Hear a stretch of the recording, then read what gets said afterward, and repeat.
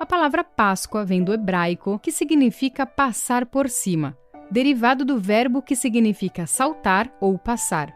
Este significado faz referência à ocasião em que Deus enviou a 10ª praga sobre o Egito. Quando o juízo de Deus atingiu os egípcios, as casas dos israelitas que estavam marcadas com o sangue do cordeiro que havia sido sacrificado foram poupadas.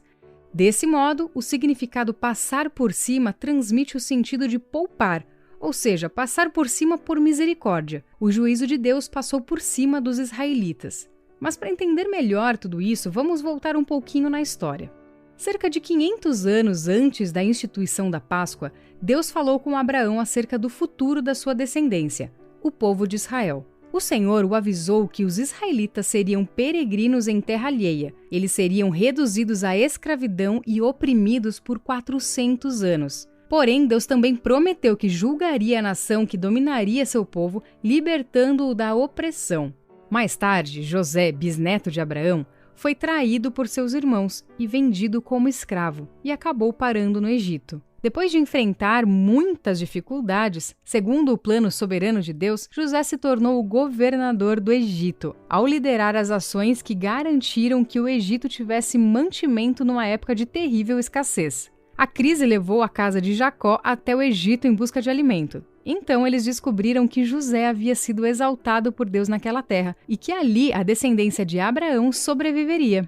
Durante algum tempo, os israelitas viveram com dignidade no Egito, mas José e toda aquela geração morreram, e chegou o tempo em que se levantou um faraó que não conhecia José e escravizou o povo de Israel. Depois de 400 anos que os israelitas estavam no Egito, Deus levantou Moisés como libertador de seu povo. Esse processo envolveu 10 pragas que o Senhor enviou ao Egito. E foi na última praga, que consistiu na morte dos primogênitos do Egito, que foi instituída a Páscoa. Quando Deus anunciou essa 10ª praga, ele também deu instruções a Moisés de como os israelitas deveriam proceder. O Senhor ordenou que eles sacrificassem um cordeiro ou cabrito macho, sem defeito, no 14º dia do mês de Abide, e aspergisse o sangue do cordeiro nos umbrais e no alto dos batentes das portas de suas casas. Eles deveriam comer a carne do cordeiro assada no fogo, acompanhada de pães asmos e ervas amargas.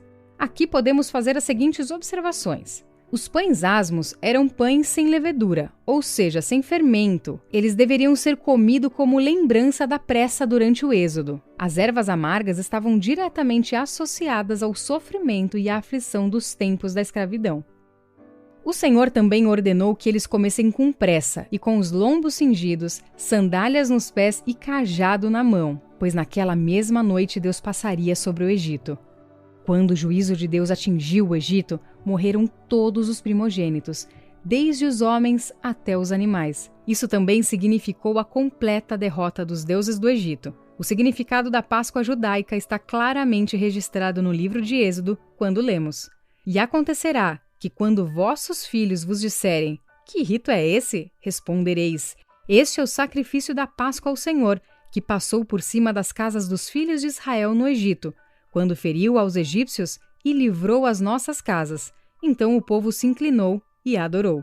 Enquanto esteve peregrinando no deserto, o povo de Israel não celebrou a Páscoa. Eles voltaram a celebrá-la apenas quando já estavam acampados em Gilgal, sob a liderança de Josué. Você pode conferir também outras passagens bíblicas que fazem referência à celebração da Páscoa no Antigo Testamento.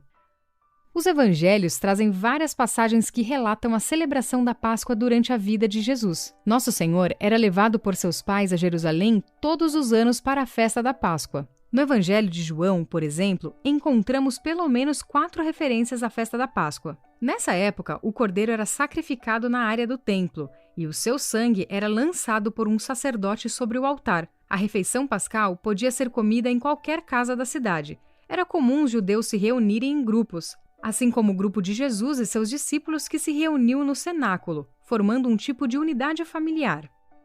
Por ocasião da Páscoa, acreditava-se que entre 60 e até 180 mil judeus compareciam a Jerusalém. Obviamente, a maioria deles era formada por judeus da diáspora, ou seja, judeus que viviam fora da Palestina. Os gentios não podiam participar da Páscoa, porém, os prosélitos que aceitassem satisfazer as condições exigidas para tal celebração podiam participar dela.